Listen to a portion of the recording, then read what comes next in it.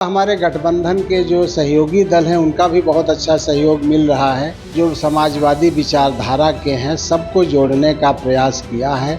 जिन गांवों में ग्रेजुएट्स ज़्यादा होते थे हमने बहुत सारी सोलर लाइटें भी लगवाई थी, हैंड पंप लगवाए थे, तो उनके लिए एक आध पुल और बन जाएंगे, कुछ पुल बन जाएंगे। तो अगर ये मैं कर ले गया तो मैं समझूंगा कि प्रतापगढ़ के लिए मैंने अच्छा काम किया है। नहीं तो इनका क्या नाम क्या है पूरा? लोकसभा घमासान जारी है और छठवें चरण के मतदान का नामांकन शुरू हो गया है। आज प्रतापगढ़ में बसपा और सपा के कैंडिडेटों ने नामांकन किया है। बात करने के लिए हमारे साथ मौजूद हैं समाजवादी पार्टी के प्रत्याशी डॉक्टर एसपी सिंह पटेल। हम उनसे जानना चाहेंगे कि किस तरह का माहौल नजर आ रहा है, चूंकि काफ़ी अरसे से फील्ड में जमे हुए हैं।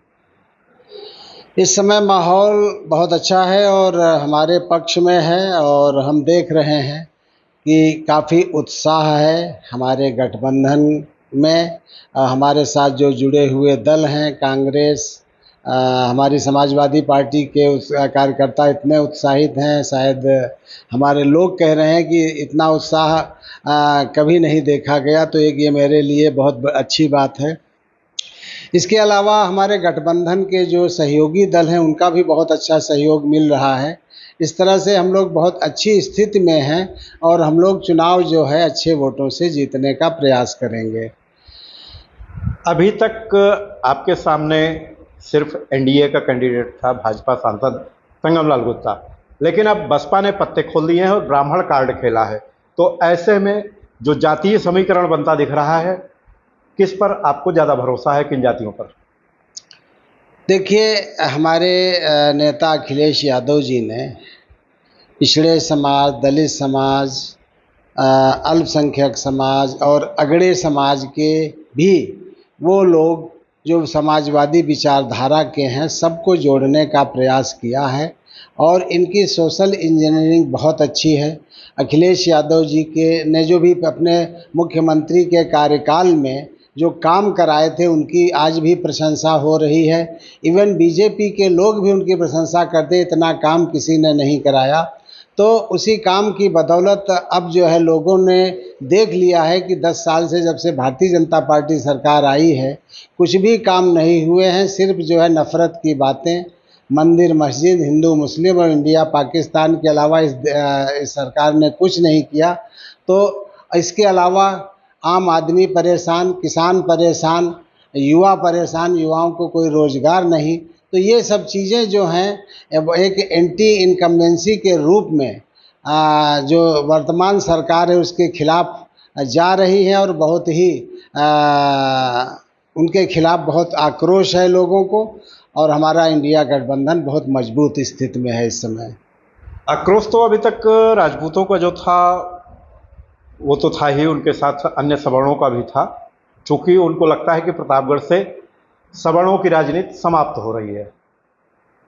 पश्चिम में तो ज़्यादा विरोध था, लेकिन प्रतापगढ़ में भी सुगबुगाहट थी कहीं ना कहीं अंदर, और इसका बेनिफिट आपको मिलता दिख रहा था। लेकिन अब बसपा का प्रत्याशी आने से क्या वो लाभ आपको मिल पाएगा? देखिए, हो सकता है कुछ वोट बसपा को चला जाए, हो सकता है कुछ वोट भाजपा को भी। भाजपा को तो खैर परंपरागत वोट जाता ही है, लेकिन इस बार हम बहुत बड़ी सेंध लगा रहे हैं सवर्णों में, विशेषकर ब्राह्मण और ठाकुर दोनों बिरादरी में। तो हमें जो है, चूँकि हमने जो भी काम किए हैं जाति और धर्म से ऊपर उठ कर के किए हैं, सबको अपना मान करके किए हैं। और हम स्कूल भी चलाते हैं, उसमें जो सर्व समाज के लोग हैं, जबकि सवर्ण बड़ी संख्या में हैं, क्योंकि सबसे ज़्यादा संख्या सवर्णों की ही है। तो हम लोग कभी जाति धर्म की बात नहीं सोचते हैं, अब ये सब लोग जानते हैं। इसलिए हमें उम्मीद है हमें बहुत बड़ी संख्या में हमें सवर्ण वोट भी मिलेगा, दलित भी मिलेगा, पिछड़ा समाज का भी वोट मिलेगा। और इस तरह से हम जो है बहुत अच्छी स्थिति में जाएंगे। ये मुझे मेरा दिल कहता है कि ऐसी स्थिति में हम लोग जाएंगे और सवर्ण हमसे बहुत खुश हैं और कोई हमसे नाराज़ नहीं है। एक बड़े राजनीतिक घराने के राजनेता द्वारा सेक्सुअल हरेसमेंट का इतना बड़ा मामला आया है और आप कह रहे हैं जानकारी नहीं है। नहीं तो इनका क्या नाम क्या है पूरा? रेवन्ना है, एचडी देवगौड़ा जो पूर्व प्रधानमंत्री थे उनके बड़े बेटे के बेटे हैं। और सांसद रहे हैं, इस बार भी कैंडिडेट हैं। तो वो हो सकता है कर्नाटका में वो हो, तो उनका अगर सेक्सुअल हैरेसमेंट का है तो कर्नाटक में उनका वो कुछ इफेक्ट होगा जाके।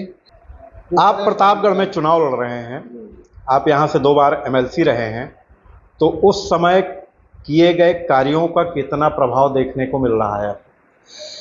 देखिए, उस समय हम ग्रेजुएट्स पढ़े लिखे लोगों से चुने जाते थे और हमें ग्रेजुएट सबसे ज़्यादा स्कूलों में मिलते थे, कचहरियों में मिलते थे और जो तहसीलें हैं उनमें मिलते थे, जहाँ जहाँ पर बल्क में ऑफिसेज में मिलते थे।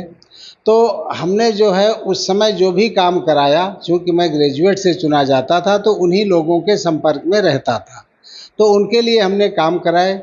उस समय जितने भी स्कूल थे लगभग हर स्कूल में कुछ न कुछ थोड़ा मोड़ा काम जरूर हुआ था। इसके अलावा हमारी कॉन्स्टिट्यूंसी 7 जिलों की थी और विधायक निधि एक विधायक के बराबर एक विधायक ही की थी, तो मैं भी एक विधायक था।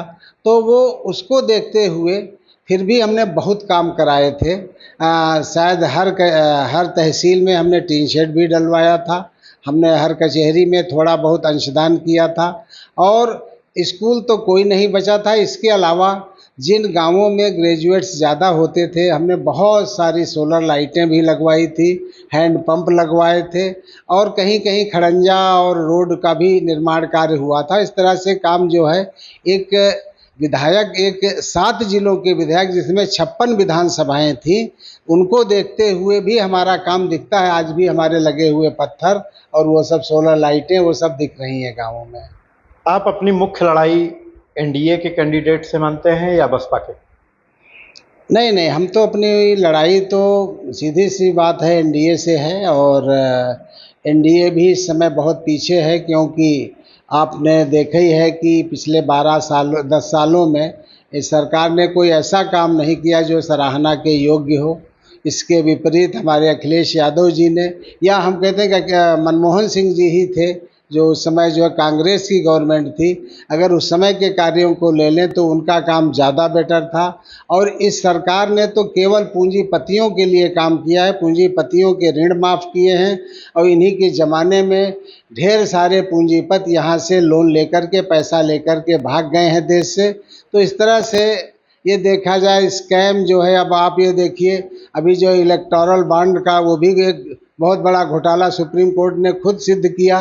तो इस तरह से इस सरकार ने किया कुछ नहीं, सिर्फ पैसे का जो मनी साइफनिंग की है पूंजीपतियों के लिए, और किसान परेशान, नौजवान परेशान, युवा परेशान, हर कोई परेशान है और बिजनेसमैन भी परेशान है जीएसटी के चक्कर में। तो इन्होंने देश के लिए कुछ ऐसा नहीं किया जिसकी सराहना की जाए। और जो कहते थे कि भाइयों बहनों तुम्हें पेट्रोल 50 रुपये में चाहिए कि 30 रुपये में चाहिए, वही देखिए 92 रुपये में डीजल कर दिया, पेट्रोल 100 रुपये में कर दिया, घटाने के बजाय उसका दूना कर दिया है। तो इस तरह से ये अपनी कथनी और करनी में इनका बहुत अंतर है, जनता जान चुकी है। और वही गैस सिलेंडर को ले लो, गैस सिलेंडर जो है 350 का था उस समय जब कांग्रेस सरकार थी, आज जो है 1200, जब चुनाव आ गया तो 150 रुपये घटा दिए हैं। तो बस यही ये करते हैं, केवल चुनावी स्टंट। जल भराव यहाँ एक सबसे बड़ी समस्या है। इसके अलावा रेलवे उस पर जो है फ्लाईओवर जो है वो बनना चाहिए, जिससे कि उधर के लोगों को जो है शहर में आने जाने में जो घंटों जाम का सामना करना पड़ता है उससे मुक्ति मिलेगी। इसके अलावा अंडरपास भी होने चाहिए और जो बहुत से गांव हैं जो आसपास उनसे क्या नाम नदियों से घिरे हुए हैं, उनका आवागमन का साधन नहीं है, तो उनके लिए एक आध पुल और बन जाएंगे, कुछ पुल बन जाएंगे। तो अगर ये मैं कर ले गया तो मैं समझूंगा कि प्रतापगढ़ के लिए मैंने अच्छा काम किया है। इसके अलावा पूरी निष्ठा और ईमानदारी के साथ जनता के लिए मैं काम करूँगा। तो ये थे समाजवादी पार्टी के प्रत्याशी डॉक्टर एसपी सिंह पटेल। इनका दावा है कि अगर मुझको जनता ने यहाँ की मौका दिया तो आंवला किसानों की पहली समस्या सॉल्व होगी। मनोज त्रिपाठी, प्रतापगढ़। उत्तर प्रदेश की हर खबर से अपडेट रहने के लिए श्रेष्ठ यूपी को करें सब्सक्राइब, बेल आइकन दबाएं और देखते रहें श्रेष्ठ यूपी।